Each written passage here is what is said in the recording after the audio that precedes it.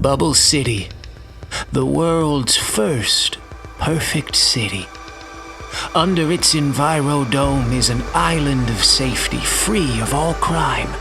But outside is the uninhabited zone, an endless slum packed with restless mutants.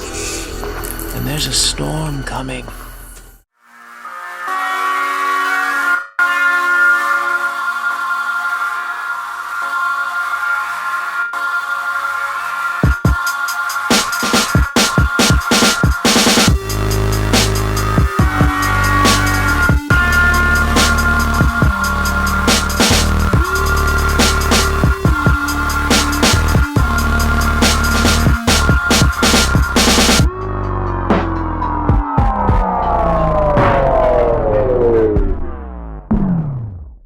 Return of Matt and Ben.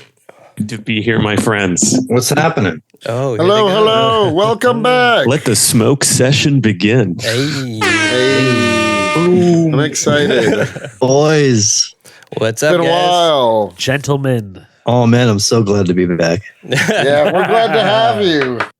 That's awesome. It's crazy. The last time you guys were here was 100 episodes ago, but it was really only a year ago. 100 episodes ago. Wow, you've been cooking. Keep up the consistency, guys. That's how you build a podcast. To be honest, it's about consistent release. If you stop, it dies. For sure. Honestly, that's kind of been like our whole thing. Like we've been doing this since like 2021 and like maybe had like one break. Like one time. I think like one holiday season or something like that. Yeah, no, you're a good voice in the comics field. I find. I think that it's a good intersection to the culture. I think you guys got a podcast here. Oh, yeah. We're going to use that as a clip, you guys. Wow. I like that. Too bad we all hated the comic. No, I'm kidding. No. Oh. No, welcome back, guys. Yeah, and congrats on little baby Nacho. Oh, thank you so much. The tiniest nacho. The tiniest Yeah. Nachita. That's great.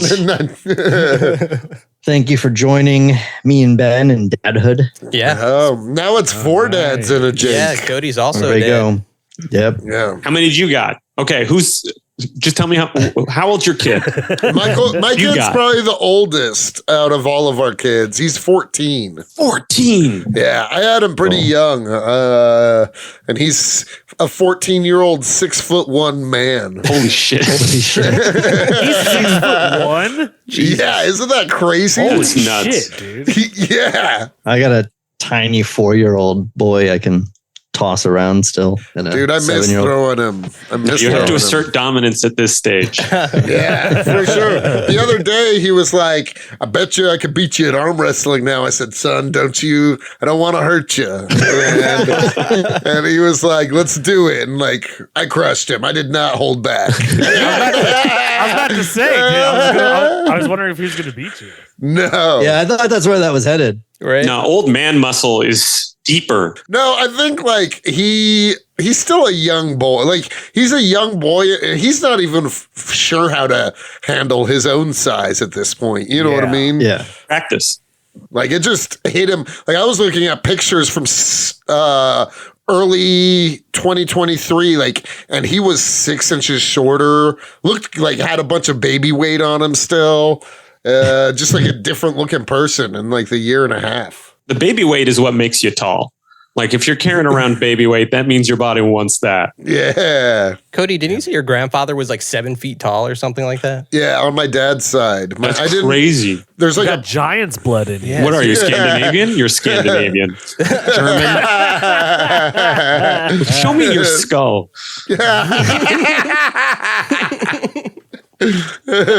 But how old are your old kids?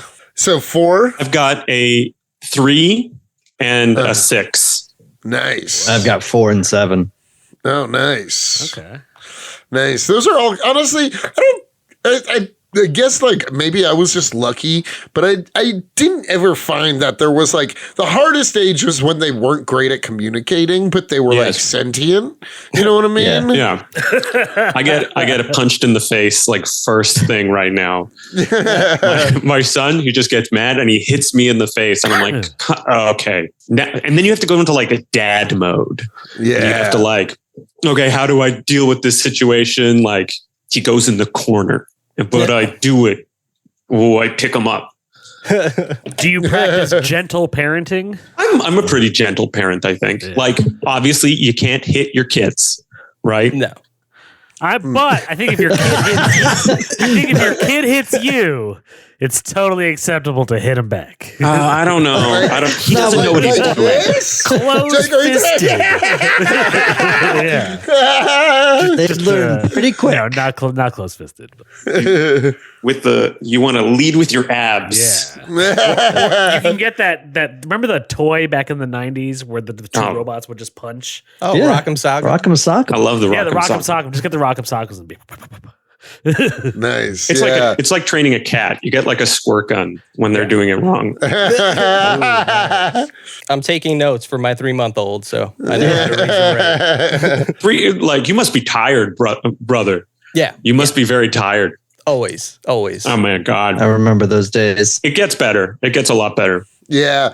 The first 6 months, a child is just a potato. It's like harder to keep alive than an actual potato. You know what I mean? Oh my God. It's horrible. Hey, Especially considering a potato is already dead once you have it.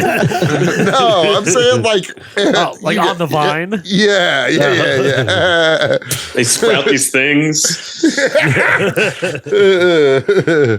Okay, hey, let's talk about our comic book Yeah, too. let's do it. If there's like a childless listener, they're like, "Fuck this! What is this?" Yeah, give a little intro, Anthony. Yeah, I'll do it. Welcome back, guys. We have Ben Clarkson and Matt Bor here to talk about Justice Warriors Vote Harder. It's from Ahoy Comics. We had them on for their first volume. It was a book we love. Unfortunately, Jake didn't give it the 6 Pesci. Me and Cody gave it the 6 Pesci. Whoa. Is that true? Hey, Actually, yeah, it's true. I went back to the records. But I gave it because I wanted it more, not because it was bad. Well, we delivered. Hey, you did deliver. You really did. You did deliver. This comic was, as Cody likes to say, zany off the brakes. Yeah, it was zany out the brakes. It was crazy. Like from Jump Street. I was telling Anthony before you guys hopped in the room that I mean this in the most respectful way possible, but this volume is dumber than the last volume.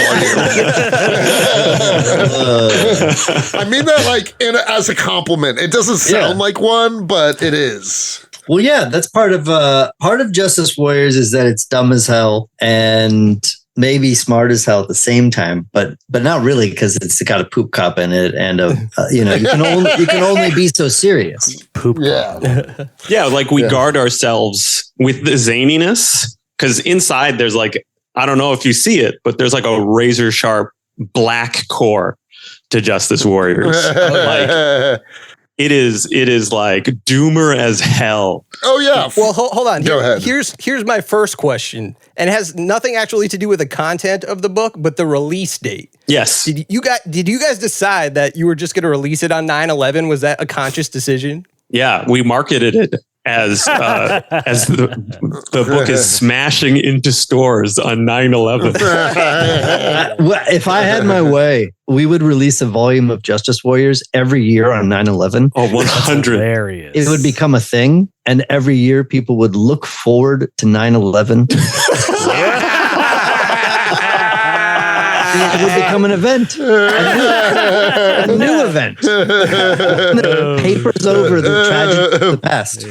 Yeah. I kind of like that. It's time to take back 9/11. Yeah, exactly. You're Back taking 9/11. it back. Yeah. Because then we really let the terrorists win. No, Take it back from the globalists. we're taking back 9/11. That's awesome. Yeah, no, it's also hilarious because we actually constantly reference 9/11. Pretty much we're almost at 250 episodes, probably 200 episodes. We've mentioned 9/11 in some capacity. What do you guys think happened on 9/11? No. I don't know. There's something. Everything connects to 9/11 in some just way. find a way. Frank Miller. Global arms trade.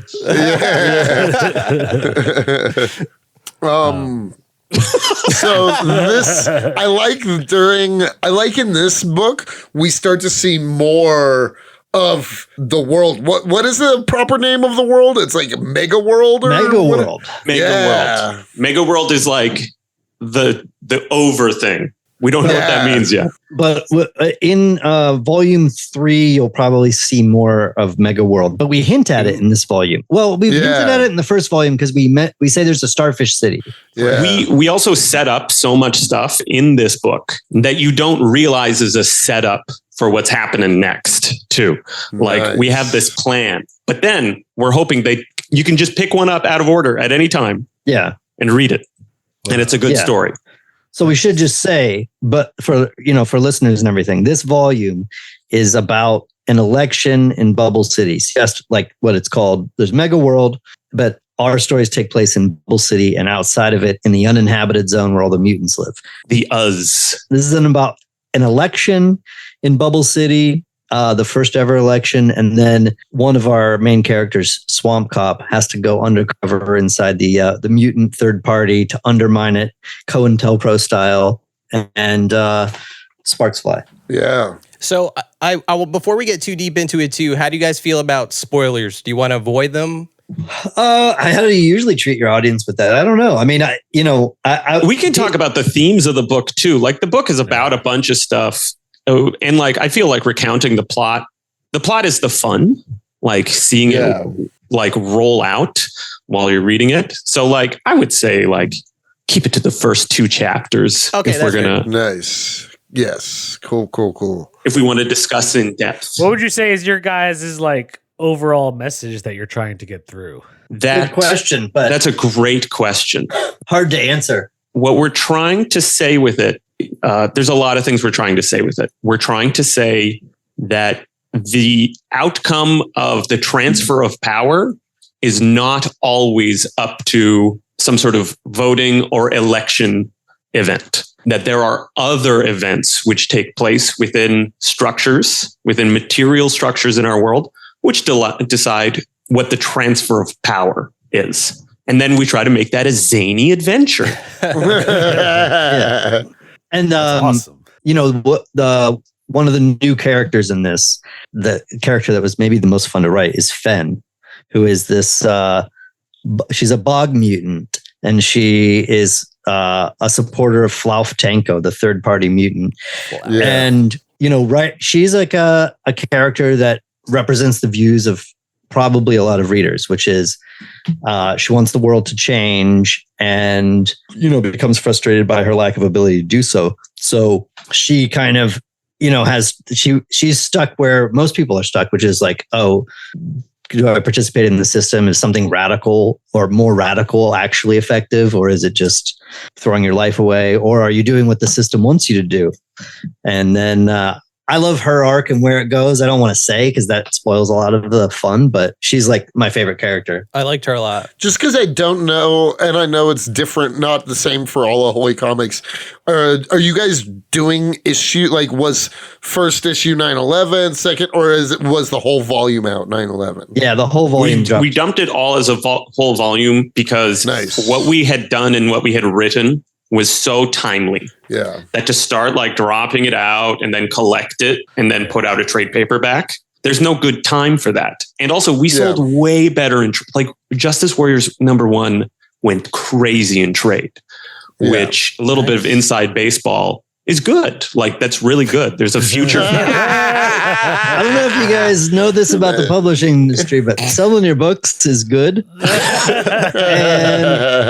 And so this just dropped all at once. There's an election going on. We wanted to get the book out before the assassination attempt started. Yeah, I was just going to say, talk about timely. Jesus Christ. Like, that's well, crazy. We'll see if they catch up. We predicted 3. Yeah. So far, just one behind. Yeah, that's cool. Yeah.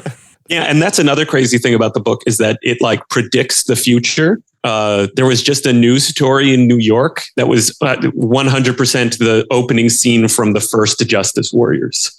Just like cops mowing people down in the subway. Shit, in the subway, yeah. That's straight out of the first volume of Justice Warriors. In New York, the cop shot. Today? No, 2 days ago. This weekend.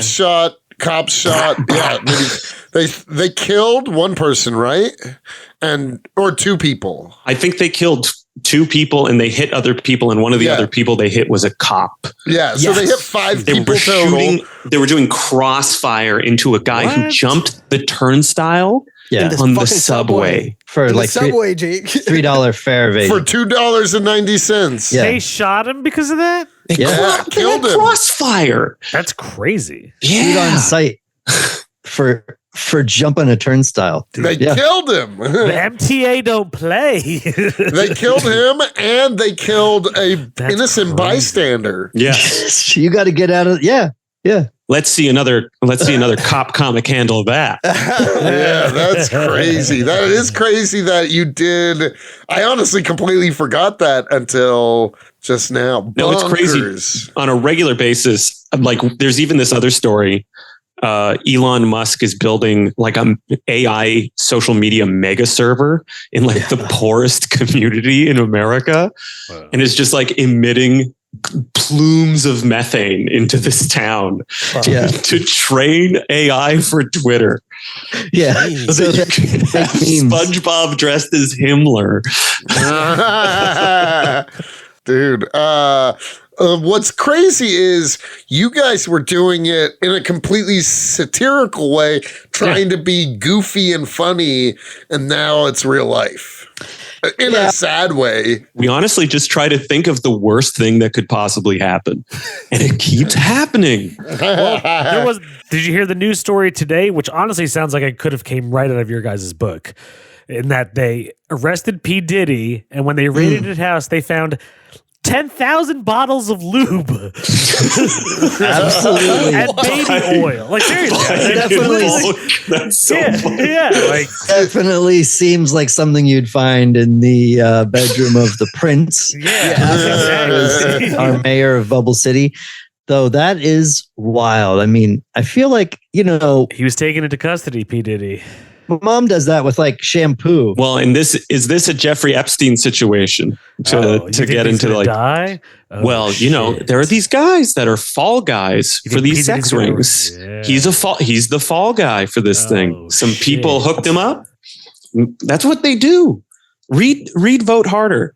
P. Diddy's gonna die. Read Vote. Dude. The world is run by a secret conspiracy. Read Vote Harder. Did you guys pick up on the conspiracy plot line in the book? Oh yeah. Well, so by like the cabal that like the prince is a part of, is that? Do you understand the M ring? The M ring. It's like Ben's real high.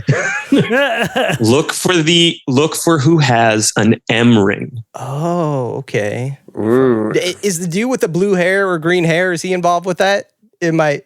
Okay. Yeah. You guys are doing that umpire signals. I'm just thinking, if anyone's listening, they're getting real confused because they haven't read it and they don't even know what we're talking about. But part of the fun of the book is that we've hidden this like another conspiracy plot in the details of the pages. Nice. So you can read it again with like a clue we give you, and it sort of unlocks an extra level to the plot of the book. Okay. Nice. And we've left it as like a little hidden thing. That's what there's a last panel with Swamp Cop and the Chief. Nice. And that's your clue. Ben, you give hard Riddler vibes. I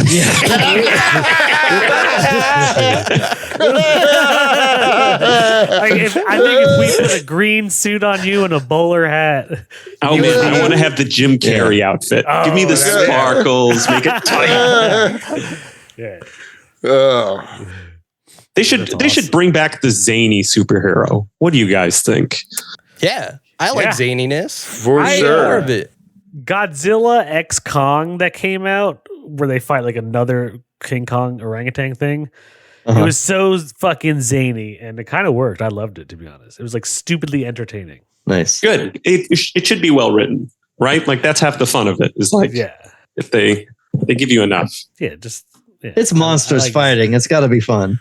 Yeah, Yeah. but I don't want like it to be like Marvel-esque humor. Yeah, I get you. Like get weird. You know what I mean? Yeah. Like You don't want to play it safe because like the bread and butter of Justice Warriors is the humor. Like Matt and I are both gag cartoonists. We're both.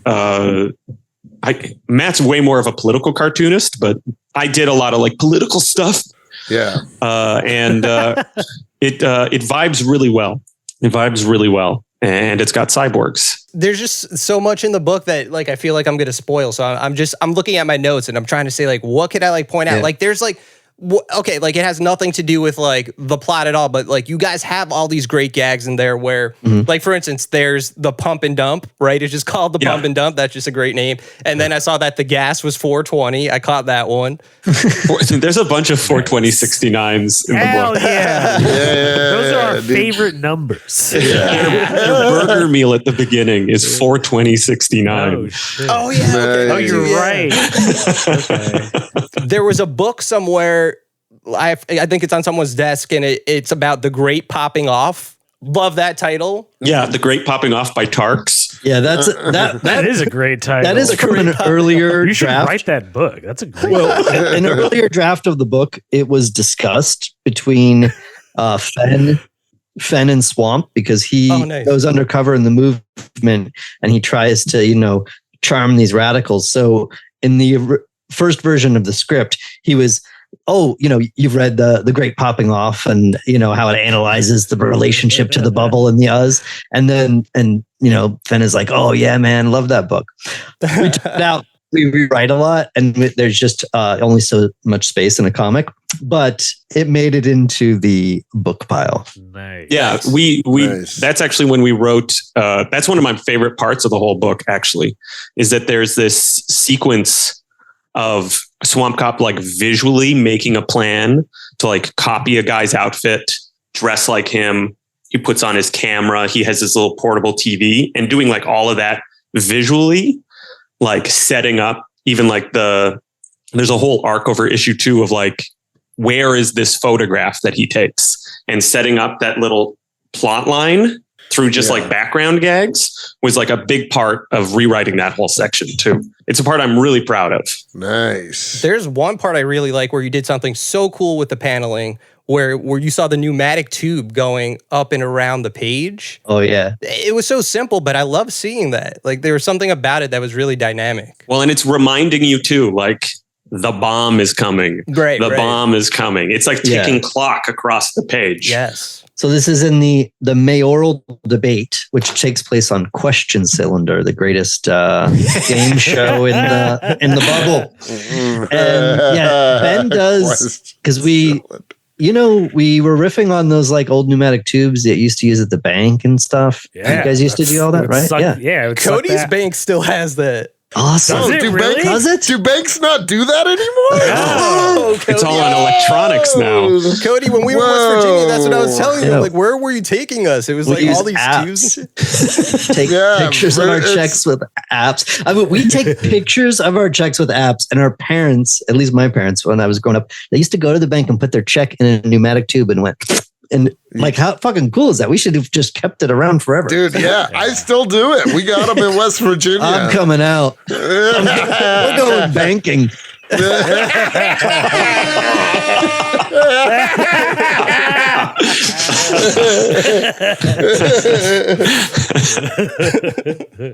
Yeah. So what I was going to say is that Ben is really great with page layouts and stuff. And, we tried to push it a lot in this and do some really cool stuff.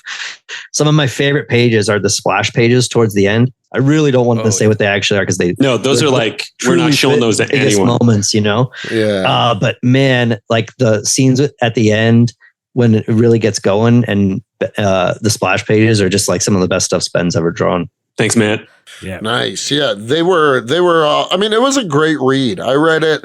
I started it when I got home from spending the weekend with my kid and finished up last night. And man, it's just such a fun book.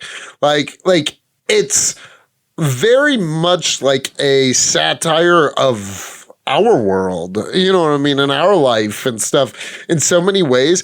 But it's like such a, and I mean this respectfully too, such a like a heavy-handed satire that it's like it's not, it doesn't feel burdensome in any way. Does that make sense? Yeah.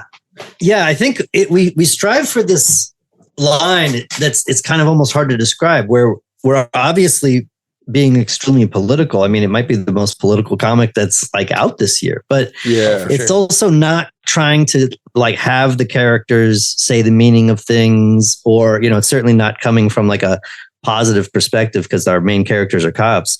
And so I guess it's, you know, it's like trying to be in the vein of like Robocop, where you could actually, I think, just watch it as a straight action movie. I think plenty of people did, right? There's a lot to enjoy.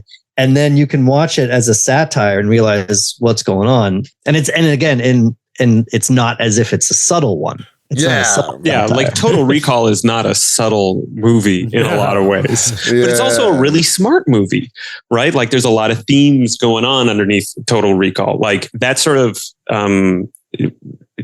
black Verhoeven vibe has always been like really important to what Justice Warriors has always been.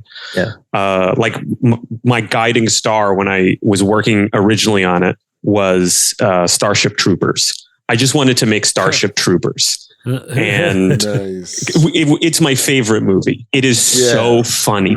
I laugh my ass off at Starship Troopers. And what's crazy is, like, as a kid, like you said, I watched Starship Troopers as an action sci-fi adventure, just like because I was too young to understand the tones, but now I appreciate it like even more so. You know what I mean? Like, well, and it really made a lot more sense for a lot of people after 9/11 too, because the here goes another 9/11 reference. Now you're talking my language. Was it a plane, or did they hit the Pentagon with a missile? Because of, you know, the way they talk about the bugs in the movie is the exact way they were talking about Muslims and shit at the time. But you know, but the reason it's so successful at what you described is because it plays to the tropes so closely, which is what we try to do, honestly, in Justice Warriors with like the buddy cop formula, right? Like the first one was the classic, he gets a new partner and, you know, they don't get along at first. One of them's more serious. One of them's funnier. Beverly Hills Cop. Yes. The classic formula, you know, Lethal Weapon. And then, Beverly Hills Cop, but he's addicted to pills. Exactly. It's the buddy cop trope, but, you know, there's police involved shootings and they're entirely corrupt. And then in this one, we split them apart. Right. And so they're all both on different missions, and then they are, you know, they come into collision with each other, which is kind of, you know, a traditional kind of action movie plot for like a sequel. Like it's called Vote Harder. It's like Die Hard 2, Die Harder, you know, we love like being in like steeped in our influences. Hell yeah. Yeah. Like I want it to be, I view it, making it as like, it has to be an action movie. It has to be, because I think it is genuinely exciting at times. Like there's some great action. Sure. There's like motorcycle chases. There's like, you got the Akira slide in there, of course. The Akira slide is it. The Akira slide is sick. Oh, did you guys see the trailer? Yes. Oh, man. It was awesome. Cool. That was so cool. Yeah, it was awesome. I'm missing all this cool shit. Akira How did you guys get H. Jon Benjamin on? So I got H. Jon. You know what? If you're nice to people and you ask them nicely, they'll give you anything you want. I asked a friend of mine who I made a trailer that was really good. It was for a podcast last year. It's called Blowback, and it's a 9/11 podcast. You're in too deep, Ben. Oh, You have no idea how deep I can go on 9/11. But H. Jon did like a really like creepy, like he read a poem over it. It's like, it's amazing. You should go look it up. And so I asked my friend who did the music. He's the producer of the podcast, an amazing, amazing producer, Brendan James. I asked him, just give me H. Jon's email.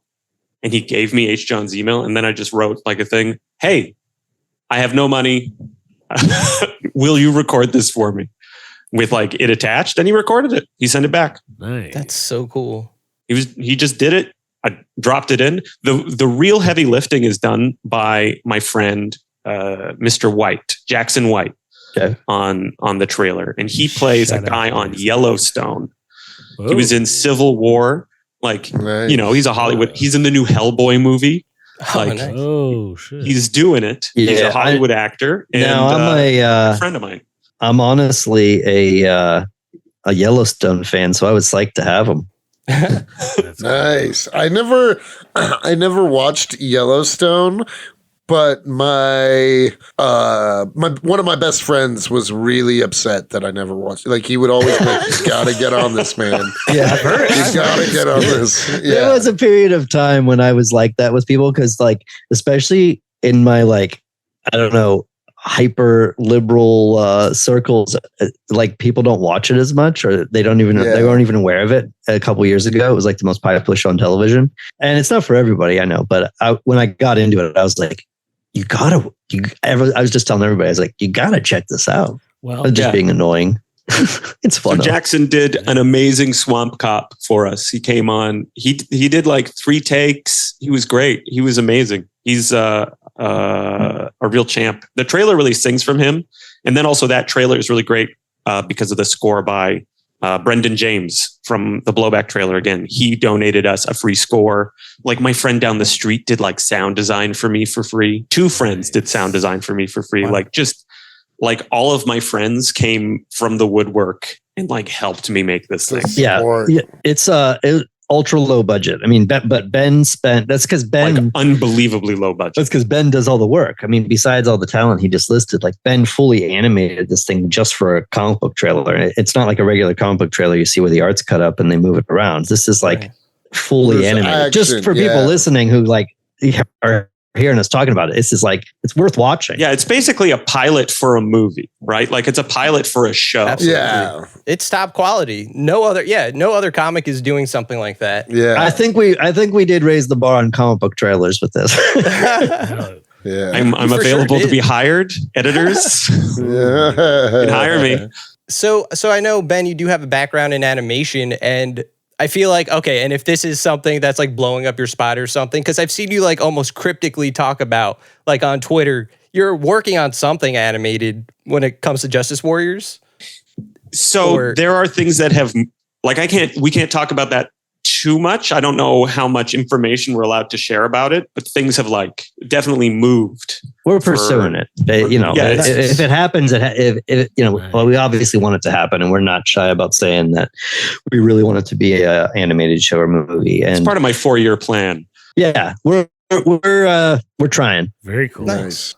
I hope you succeed. Yeah, I mean, thank you. Seriously, I think it definitely.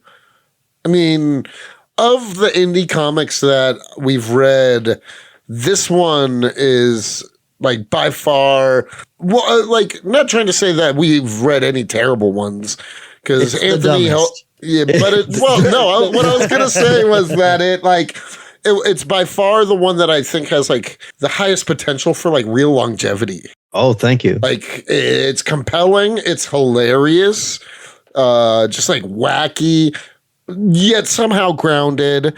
There's like character, like, just so over the top that it just really works. Thank you, man. Everything you just described is what we're going for. Hell yeah. And yeah, you're right about it having longevity is what we hope. But the reason you see that, hopefully, is that because we want each volume to like go to a different aspect of bubble society.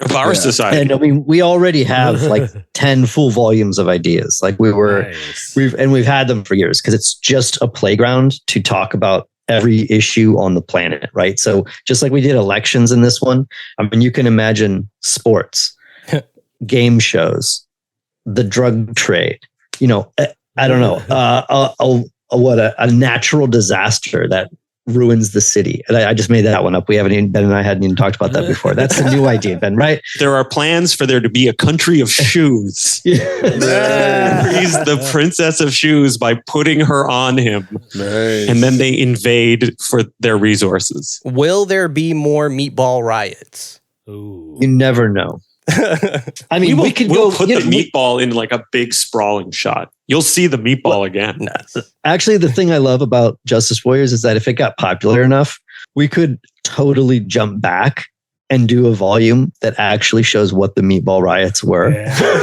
and make it as high stakes, like treat it seriously and be like, what were the Meatball Riots and how do we deliver? Like, oh man, kind of like how almost how like with that Tinian book, Something is Killing the Children, how then there's like the book of whatever and book of House of Slaughter. House of Slaughter, yeah. Oh yeah, we would totally break out some books if we could. Like we've talked about just doing, and it could be a single issue or it could be a mini series or if it were a show, it would be an episode, which would be like focusing on Schitt's family life. That's so funny. And calling it Little Shits.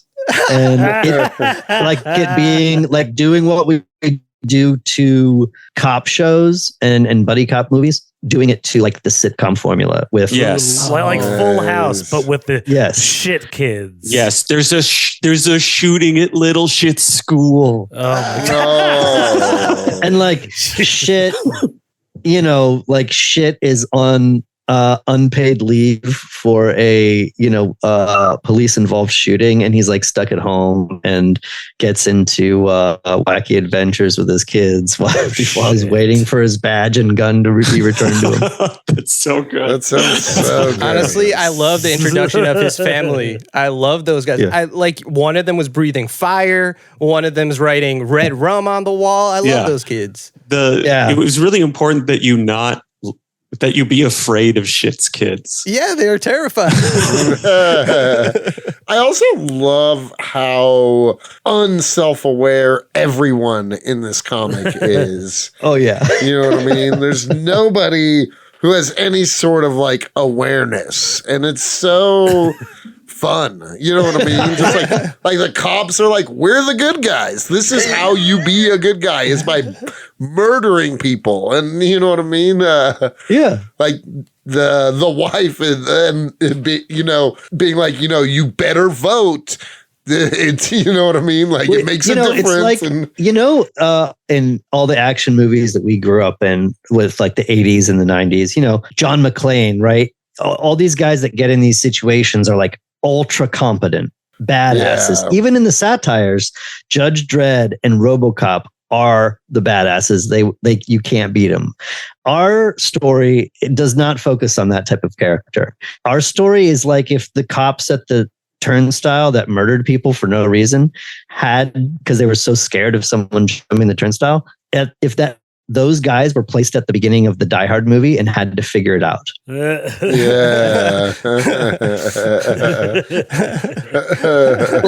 like they're like you said, it's dumb as hell. Oh man, and it's so fun. But also, you like the characters. Like that's one of the things too. They're like doing horrible things, and they're still lovable characters. Yeah. We try to ride that line too, because it is based on serious stuff. But like I think there's lines you could cross. Like Ben and I talked. We don't want them to do domestic violence, right? Yeah. But cops do it at like crazy rates compared to the regular population. But if we did it, it would be like, that's not funny. And, obviously we wouldn't. But I mean, it's like, you can just. I think it depends on the joke too, right? Yeah. Like if the joke is good enough, you can do anything. You can do it. For sure. It's not like it is like Matt's right. It's hard to write that joke. It's not a funny subject matter. Right. And then there's two things you can do to you have to, at the beginning of a story, this is tricks of the trade, guys. This is like actual secret knowledge. You have to make something bad happen to your character, or they have to do something nice so that you like them. Oh yeah, that makes sense. Yeah, you have to do that. And that carries the reader through the story, is like this love of the character. Like stories are weird because they're like little moral universes. You have to have someone do something nice so they get rewarded, or something bad happens to them and they get rewarded at the end. Or it gets really bad, but then you check out. Or it gets really good.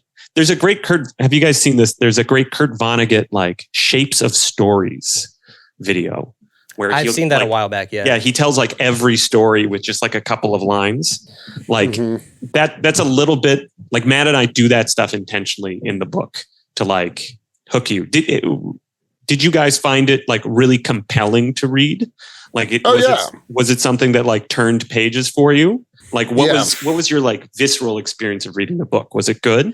I for one, like, I gotta say, like, I like the whole thing, but I really like your art, and there's so much to look at that I find myself, even if I'm done with the dialogue, I'm still looking at the page to catch everything in the background of each panel that you do.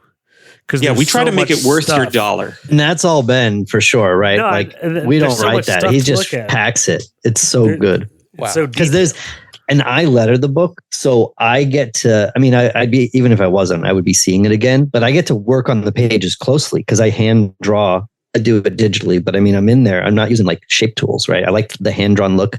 So I'm in there real close and I get to see what's covered up by the word balloons because sometimes we have to cover shit because Ben will, if it's a huge crowd, right? Ben draws every face and there's 100 mutants in line to vote, right? And I have to put a speech bubble and I'm like, what's the least cool mutant so I can cover them up? Like it's hard to. That was actually something I wanted to ask about because I even in the first one, I there's always a character in the crowd or multiple characters where I'm like, I'll say it. I saw like SpongeBob in this. I mean, the little kid at the beginning is wearing Mickey Mouse clothes. Like, yeah, he is Mickey Mouse basically. He's a Mickey Mouse bat. He's a bat. Yeah, exactly. And but then there was just like Brack. Like Brack was just there. There was nothing. It was Brack. Don't piss off Warner. Reasons probably Warner not. likes but yeah, they're. Justice Warriors is, for anyone who's not read it, is not just filled with mutants, but of any like conceivable variety of being and mutant. Yeah. So like one of the things that we have shown and intend to actually explore soon is like the concept of toons. In like they have toons as like a species of mutant, like Who Framed Roger Rabbit. There's like toons in like the world. Yeah. Well, I mean, not only like, I mean, it's very obvious just due to the fact that one of the main characters is literally like a pile of shit. But I love you like take this idea that anything can be a character. Well, and anything can. You have a relationship to all these characters. And you take it to the next level, you know what I mean? Like, for instance, we don't have to go on to like what the plot line and like spoil it, but just like the third party leader, I think it's so funny that the leader that is one of like for the people is an animated tank. Like like a tank brought to life. You know what I mean? That is such a funny idea. Thanks. Yeah, we wanted it. I mean, we wanted her to be militant and threatening, and also for it to be inherently ridiculous and funny. Those are kind of like two things we're always going for, maybe.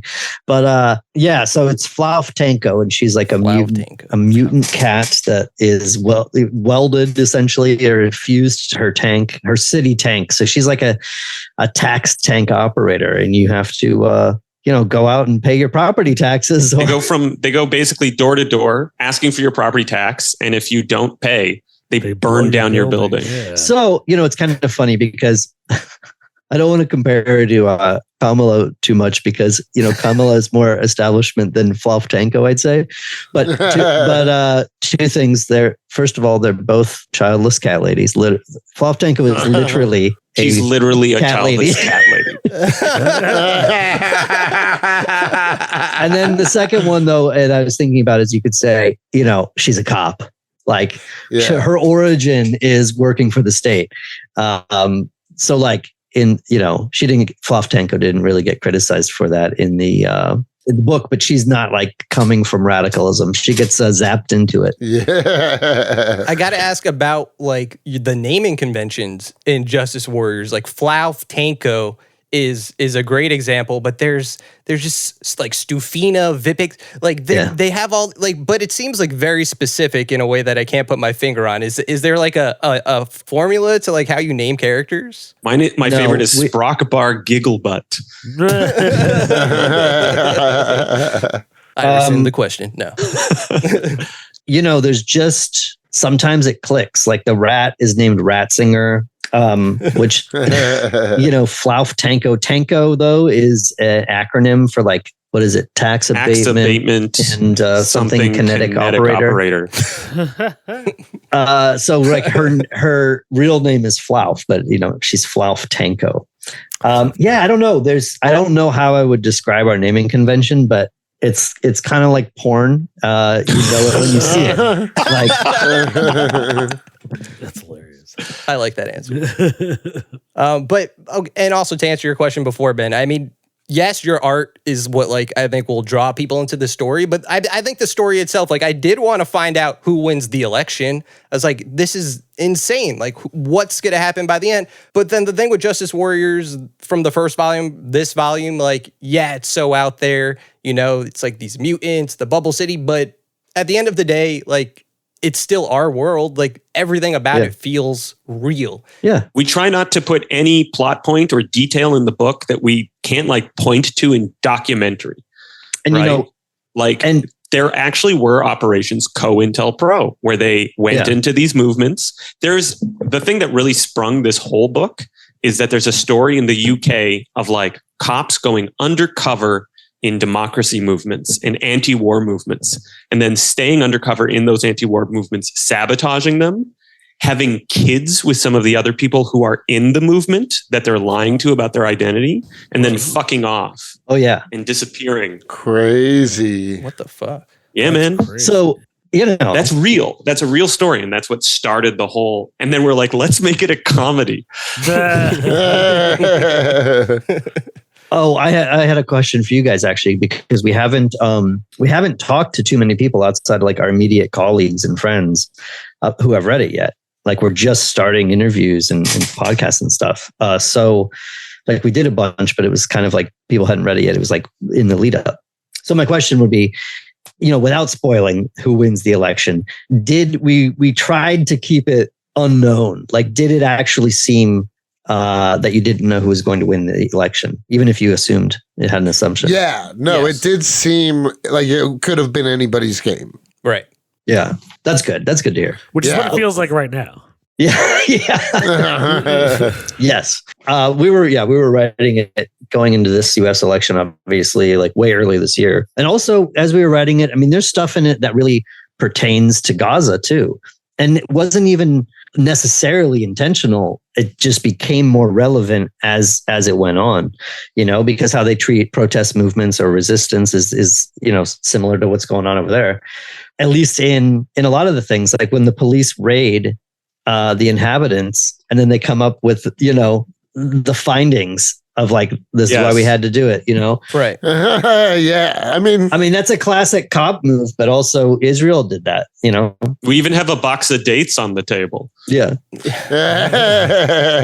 See, for some reason, what I was thinking, I always see when cops raid people that have weed, and then they're showing the weed on the table, it's so dangerous. I was getting those vibes. They pull out the rusty revolver that's been in the sewer for 15 years.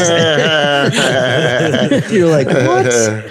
I don't know if you should have been. No, I mean, it's in like everything that happens, it seemed like you said it's the worst things that you're seeing happening, but spun comically and lightheartedly. Yeah, okay. I mean, what else are you going to do? Are we going to make it about how terrible the world is and not make it funny? I mean, and just be things are never going to get better. It's impossible to change things. Cops will only get worse. We'll live in a bubble city. We'll be outside of it, but they're not done yet. I feel like the Saudis have made Bubble City 1/3 the size in their planning now. They've reduced the size of Bubble City. Do you guys, as the creators, feel like Volume 2 ended positively? Well, it depends. I'm not sure. At the beginning, you started, I think, by saying what did we want to say with this? Yeah. And I don't know if I fully answered that. I think it's, I don't mean to evade it, but it's really up to people, I think, to come up with some of their own conclusions at the end of this, because it's not clear cut and it's not dependent on necessarily who wins the election. And, you know, some of that is through like the character of Fen and what she does. And it's not even applicable to elections necessarily. It's not about like, you know, is voting good or is voting bad, or should you do it or should you not? It's about like bigger questions. Or like, is there anything you can do otherwise? Even if you know, get a gun, is that going to do anything? Or is it, you know, obviously not, right? Like it's, I think you can read the arcs of Fen and Swamp and, you know, come to different places about it, really. I feel like I do have some thoughts about the end, and if we have to edit this to like avoid spoilers, that's fine. But like the last line is, if you don't have skin in the game, you can't complain. I think Swamp says that to Schitt. Yeah, right. He's on the dating app, but like in those last panels, it's clear that the mutants all around them are depressed as hell. Like their lives have not gotten better. Nothing has changed. Like, no, in fact, their lives are getting worse. The meatball is rotting. No one will do anything about it. It's right there in the street. but I guess what my point trying to be is that I did feel like it wasn't a positive ending. Like if anything, maybe Swamp and Schitt, their friendship blossomed a little bit more, and Swamp now has like a perspective like. You know, he could go on a date with Duck Lady or whoever that person is, but like that's a happy ending for cops, but that's not a happy ending for us, you know, like so if you were trying to say something there, then I definitely see it. Well, yeah, you know, in Justice Warriors, I think the system has a tendency to win and to right itself. You know, like that it puts up the guardrails for the characters, you know. I don't want to say something like, oh, there's not going to be a revolution in Bubble City, but it's like, that's not what the book is about necessarily, right? It's about how hard change is. And, you know, like through like Fen's decision, it's like, you know, she's fucking off. And that, like, sometimes if you can't change anything, I mean, it's not necessarily about voting. It can be anything, whatever, you know, and your job, and you got to just like, be like, there's nothing else here for me. Like, I'm out. Nice. I like that. Yeah. I love this volume. I think, especially talking about it, I think I like it more than the first one. Like the first one brought us into the world, but like, I think with this one, I'm really seeing what you guys are doing with it. Yeah. When we talked to you guys the first time, you were telling us like, I think you might have even mentioned, what if we put a talking tank in there? And I'm like, what the fuck? Like, but like when you see it here now I'm, you know, like, I don't know, maybe I'm stupid, but I'm like starting to like see the vision in a way I guess I didn't really see in the first one. Everything is very intentional in Justice Warriors. Like we're making jokes about a certain point of view that Matt and I share about the world. And that by getting the jokes, we're showing you that you also sort of understand what's going on.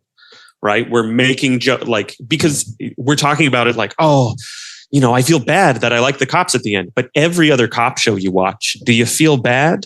Right. Yeah. No, you're like, oh, I'm glad Sergeant Jenkins is going out with Stacy. They locked up the bad guys. Yeah. It's the same show. Like we try to use the same structure. We try to have like the same humor and relationship, but then we make it ridiculous. We make a character a snail.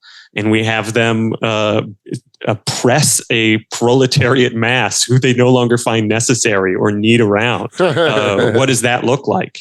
But that's, you know, that's every cop show.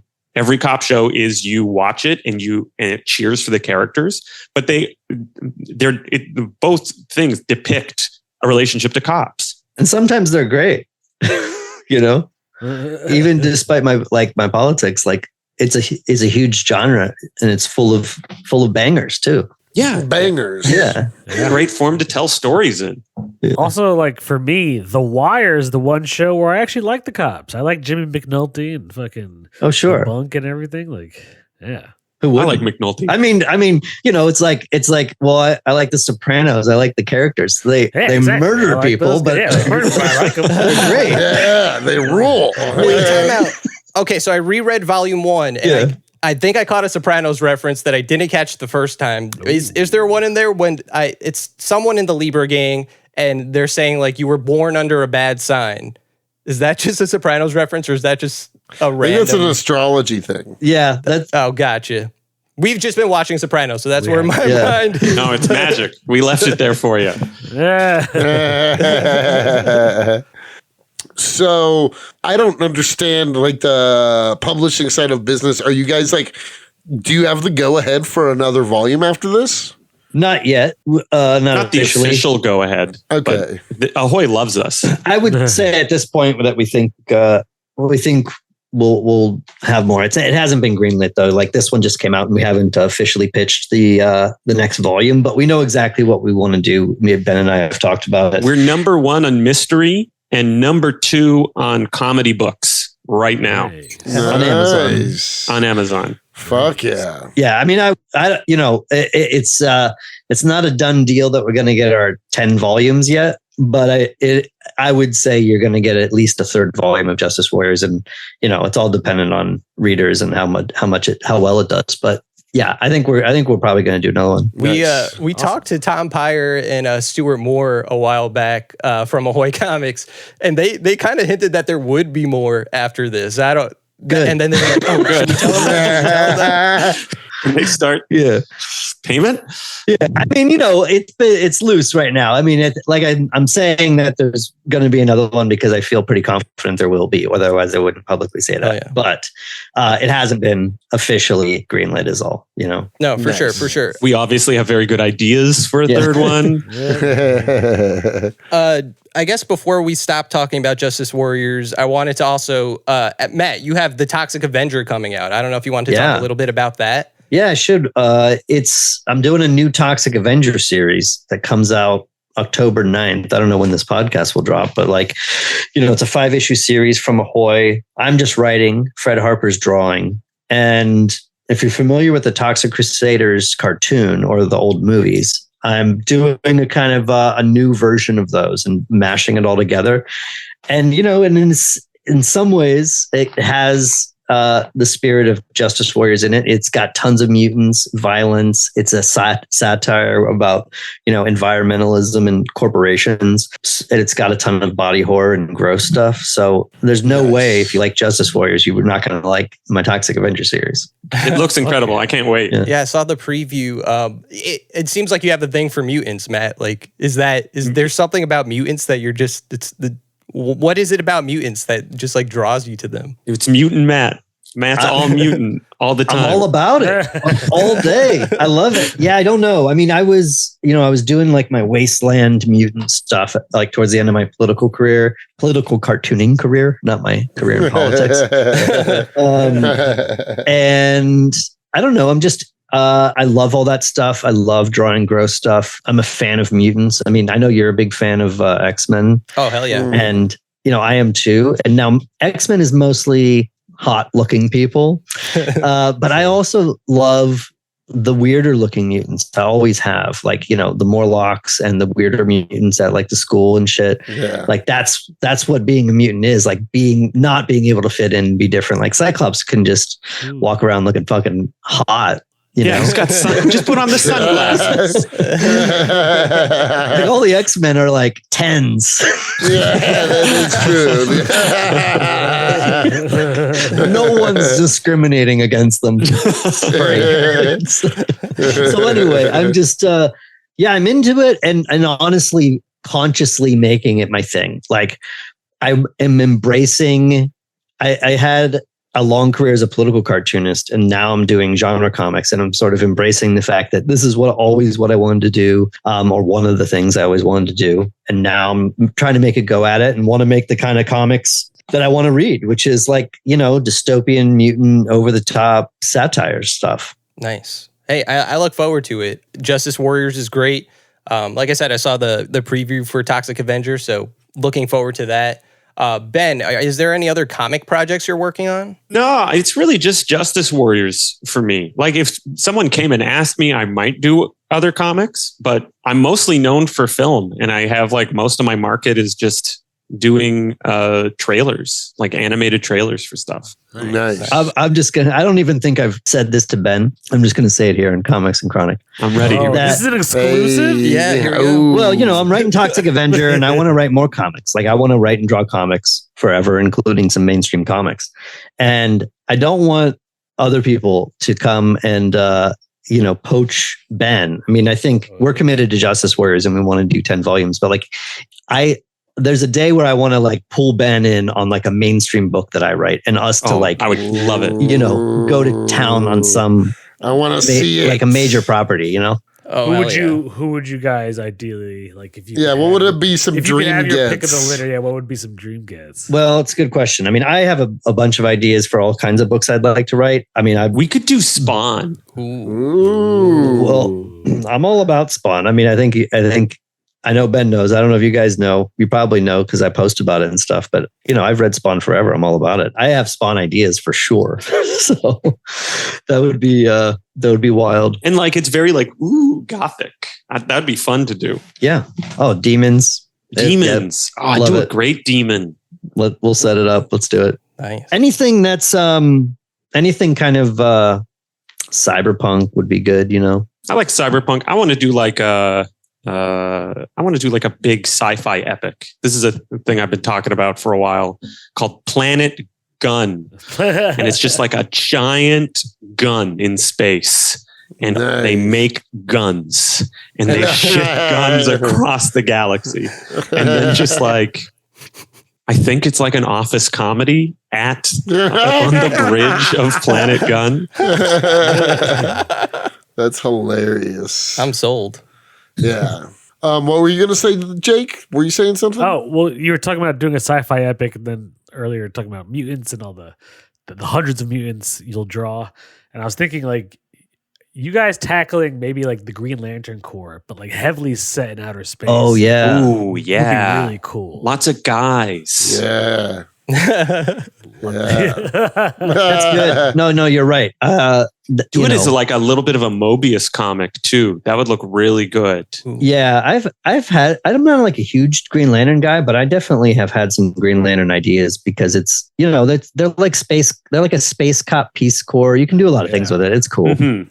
Yeah. You could do some sort of intervention. Yeah. Do a foreign intervention story. That's I interesting. would love to see Schitt get a Green Lantern ring. Oh my god. Maybe it's not staying on all the time. It's like,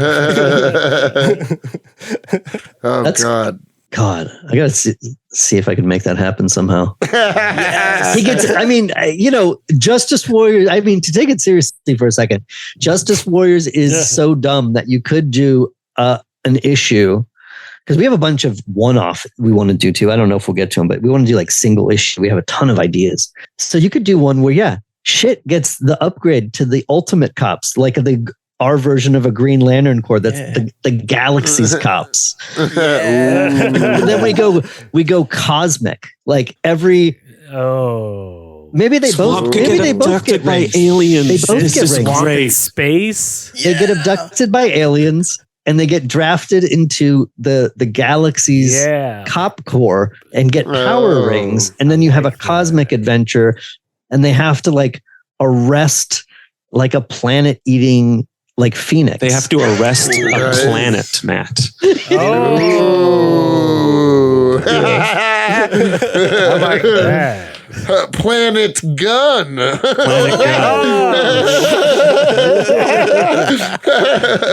It's easy. Job is easy. Dude, well, yeah, I do want to say that, like, I know I started this interview out by saying I think this volume was dumber than the first, but that is to be said. Like, that being said, I think I liked it more than the first. I think I liked the world, the development of the world. All of the new side characters were really interesting. I loved Fen. Like, I just, sorry to interrupt you, Cody, but like, I felt like also in the first volume, there was not like one character I could really like attach to in a way. Like in this one, it was pretty much Fen. Like maybe not 100%, but Fen was definitely like I want to say the most normal, but like at least her reactions were the most normal. Like, yeah, like what the fuck is happening here? Like, I really appreciated Finn. Good. I'm glad to hear that. Yeah, she's sort of a fish out of water character, which is like literally, she's like a fish. She's like a catfish. Okay, see, that one over my head. The great thing about all the jokes is that you don't need to get all of them. They're not about like, they're just like structural. They're just like part of the world. Like everything the characters are saying in the book is like deadly serious. Nobody breaks the illusion that this is a big deal what's happening. No, yeah. That's like what makes them all so endearing is how seriously they like it is to all of them. You know what I mean? Yeah. Well, there was a terrifying line, and I'm not going to say the whole line because maybe it's a bit of a spoiler, but someone declares victory in the election, and there's a line where they say, the media will call it. That's reality. Yeah. Like it's not said in seriousness, but it's so scary because, again, like every part of Justice Warriors that hits me is the part that's like, oh, haha, oh, wait a minute, this is His happening TV now. is literally telling him what to do. His TV is telling him what to do the whole time. Right. How to think, who's on his side. Like the media is constantly controlling him, but he's also like, it's always ambiguous whether or not Swamp Cop is just like he's on pills. Yeah. Swamp Cop in this is the Trump shooter, is the most recent Trump shooter. It's his story. The guy who had just like a grab bag of ideas, right? He's like thinks COVID is a weapon from China. He's pro-Ukraine. Yeah, he literally have Swamp beating a gun. He was a Trump voter at the time. Yeah. Oh, it's so funny. Yeah.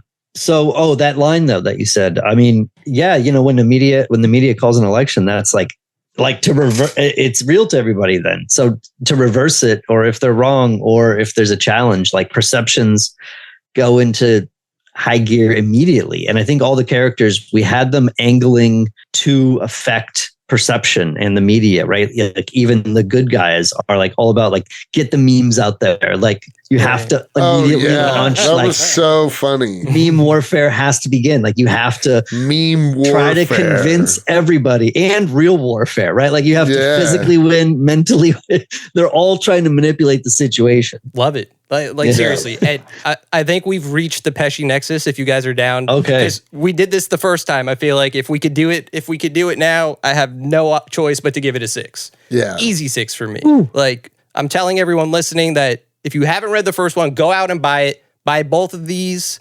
It's both of them are bestsellers right now. It's crazy. No, it's a stellar comic, and honestly, I think like after watching that trailer, I'm like, God damn, this needs.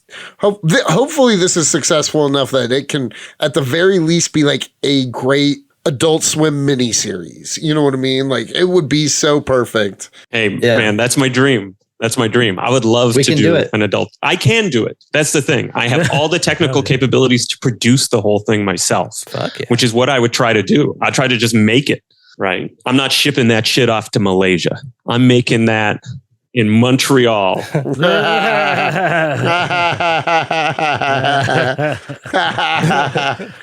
hilarious. Shots fired. That's what they do. They ship it overseas. They ship it overseas. Marvel does that. Yeah.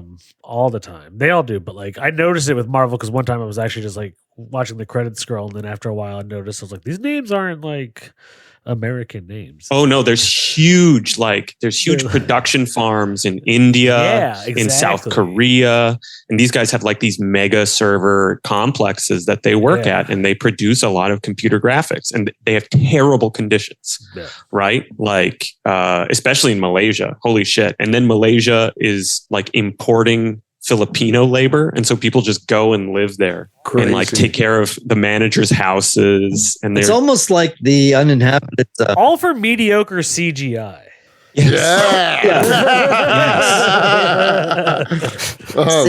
Save on labor costs. Charge the same for the movie ticket. Yeah, the hogs will keep coming even if the CGI sucks.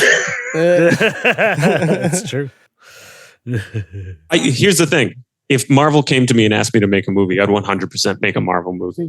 Oh, of course. Of course. Yeah. I would take that money in a second. I will sell my soul. Well, Yeah, we got to do yeah. our. for even just a shred of success.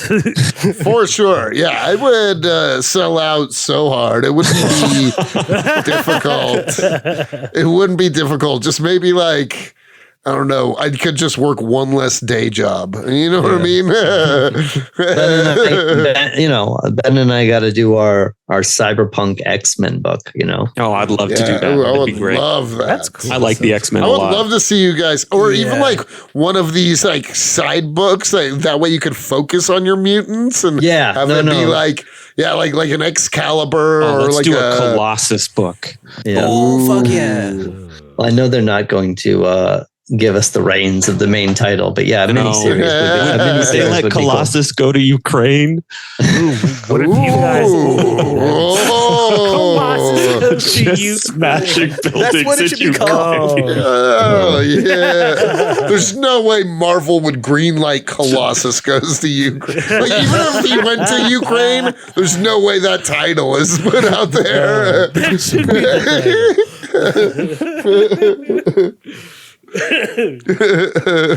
So, what are you guys giving the second yeah, I volume? mean, easy money 6. Like, I'm not trying to like just be like, oh, I love it because we're on in an interview, but like genuinely, I think Anthony does a good job so that we don't have to like, if he hooks us up with some like indie creators and indie comics, I think Anthony does a good job of hitting us with stuff that he knows we'll like. But this is like my favorite one. Yeah, this is a stellar indie comic, and like just like this comic alone, I think like gives me a lot of hope for indie publishers like Ahoy. Cool. Easy money 6. It's great to hear. Yeah, it's a wonderful compliment. Thank you. Well, you guys, I gave you a 5 last time. And I stand by that 5. You know what? Fair. Yeah, respectful 5. Can't ask for more than a 5. A 5 is still great. Yeah. 5 is the maximum allowed to be politely asked for. Exactly. I don't just give 6s willy-nilly. No. What do you give a 6? What have you given a 6? We've given It's so many really shitty things. But like recently, But also what have really we given good a 6? Yeah, like what about very recently? Immortal Hulk. We've been doing Sopranos, Immortal Hulk. Oh we gave yeah, a Immortal 6. Hulk, of course. Yeah, that's 6 a out of great 6. run. I haven't finished it all. I slowly started reading it this year. I love it. We gave Batman Long Halloween a 6. Like, Uh-huh. we Oh, yeah, do for give, sure. like, yeah. Yeah. Snagglepuss, that was one we really Snagglepuss. liked. I remember. Oh yeah, that 6. was great. That's great. Catwoman Yes. Lonely City, that was so good. I didn't read that yet, but Oh, that's a man. 6 for you. That's a Stellar. 6. Okay. Yeah. Yeah. What are Good you guys recommendation. reading right now? Whoa, hold on. Okay. I didn't give my Pesci, you guys. Let him give us Oh, our I got 6. distracted. Yeah. Oh, what? Well, now that you know I'm going to give you a 6, I'm going to give you a 5. I gave you guys a 6. Oh, boo, Wow. boo, boo, boo, boo. Oh, You know what very that much- means? Sorry, I thought you were saying that you were giving us a 5 again, which we were cool. No. No. I'm No. sorry, I misinterpreted that. All right. No, you guys no, just actually Damn. just got the coveted. Yes. Yes. Yeah. Hail Satan. Yeah, dude. So whenever this man. happens, Satan literally possesses Anthony's body. It's crazy. I love And so you can ask Satan something if you've been wanting to ask anything of Satan. Anything? Are Ben and I going to get our X-Men run? Ooh. Oh, hell yeah. You just gotta pay a visit to me sometime and we'll get you squared away. I just gotta bring the blood of my children with me. How much blood? It's at my discretion. So Okay, bring okay. enough. Bring enough. Okay, jeez. Oh, nice. Well, it's always good to have Satan come here. Yeah. Ooh, that felt weird, guys. in front of guests, that usually doesn't happen. Yeah. I don't know that we've I don't ever think done a that's ever 6. happened. Yeah, this is No. our first We've never had an 666. interview where we summon Satan.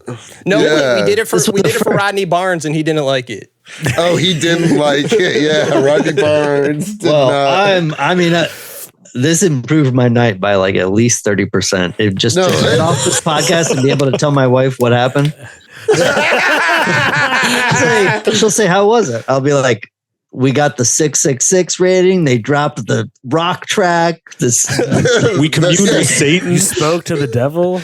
Yeah. What other podcast could you say you've done that on? Exactly. None.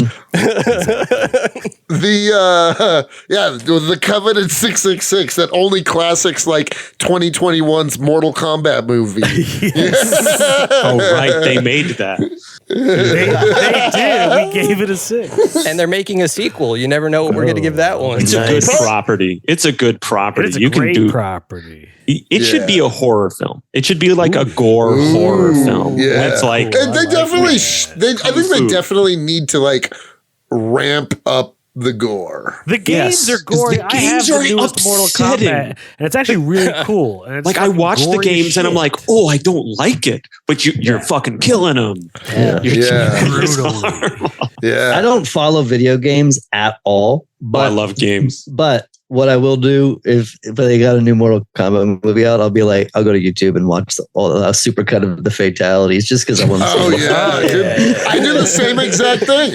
I don't play video games, but every single time a Mortal Kombat comes out, I'm like, let's see all this death. Yeah, like my level of involvement in Mortal Kombat is that every 4 years, I want to see a supercut of some new fatalities. Yeah. I want 5 minutes. That's it. I want to see someone carve someone in half and then like pop them and then like Yeah. You got to get, now they have to get pretty creative. Have me and Ben design some. Oh my God. I think like this is a really good idea. I should direct a Mortal Kombat movie. I would love to direct a Mortal Kombat. Yeah. What? About the spooks. You What would scare your them while you fatalities be for Shit and Swamp? Ooh. Oh my God. Great question. We're Swamp. asking the hard hitting questions. I'm already trying to think of God, I don't even want to say because it's so bad because you have to you play off some real world thing, like you'd have to put him in Swamp him in just cups. chokes him with his nightstick on the ground till his head pops off. I can see Swamp taking the fatality starts. Swamp downs a bunch of pills with booze and then just starts blindly shooting towards the actually missing them, emptying the full clip and missing them, then having to walk up and use the taser slowly to kill them. That's like the Justice Warriors level. Ooh. Yeah, dude. And shit would be something like, the character that just got defeated would be holding something harmless and shit would be like, he has a gun. You know what I mean? And then pulls out a rocket launcher, not even a pistol. No, you got it. You got it. Yeah, you got it done. That's shit. I was also hold on. I still got because I got an addition to that, which is that he'd pull out the rocket launcher and it would also blow him up. Yes. Yeah. Point blank range fires the rocket launcher. And he's just splattered across a wall. Fatality. We need it. Can shit? I'm wondering about the physics of shit because I had a different kind of fatality in mind. Oh, okay, you go with yours then. Can he form almost like liquidy? Can he turn into Is he like the T-1000? Is he very sort of like the T-1000? Well, when he is he gets very malleable? Sort of a T-1000 reference too. When he retains a lot of water, he can get that running if he retains a lot of water. Well, so what I was he's pliable. There's a sequence where he comes back together like liquid metal. Yeah. In In the comic. I loved that. I thought that was hilarious. Yeah. I kind of so then when I was thinking that what if almost like alien hugger style shit goes into someone's mouth and then from the inside out just becomes shit again. Yeah, They burst apart. Oh, nice! I that's insane. Don't be mad. Don't be mad. Don't be mad if that happens. We do that. In 3. No, I would be. Are you kidding me? Dude, if you guys make that that happen? That'd be awesome. Oh my It god! may have already been in the works. Oh my God. Fuck yes. I love when we've been saying insane things throughout the episode and just see both of your guys' eyes just widen. Like, Justice Warriors is a comic we can go places with. You know, Nice. it's just like every crazy idea works. It's because it's stupid. If you make it stupid, you can say whatever you want. You can dismiss it. It makes it dismissive. And like you said, I do want to say, just because I did say it was stupid, it's also it's a high level of humor because it takes a high level of humor to like appreciate how stupid it is. Does that make sense? You know what I mean? Like it's like very relevant in the dumbest ways. Yeah, perfect. I mean, that's what we want people to say. Honestly, perfect. then I think we got to leave it at that then, because if that's perfect, then I think if you haven't been convinced to go out and buy Vote Harder already, then I don't know. Yeah, Get out of buy here. Vote Harder. I think Satan commands you. I think instead of I gave 2 pints of blood. I think instead of going to your polls on election day, go to your local comic book shop and pick up Vote Harder. Yes. Ooh, This is a great line and we're stealing it. Vote with your dollar.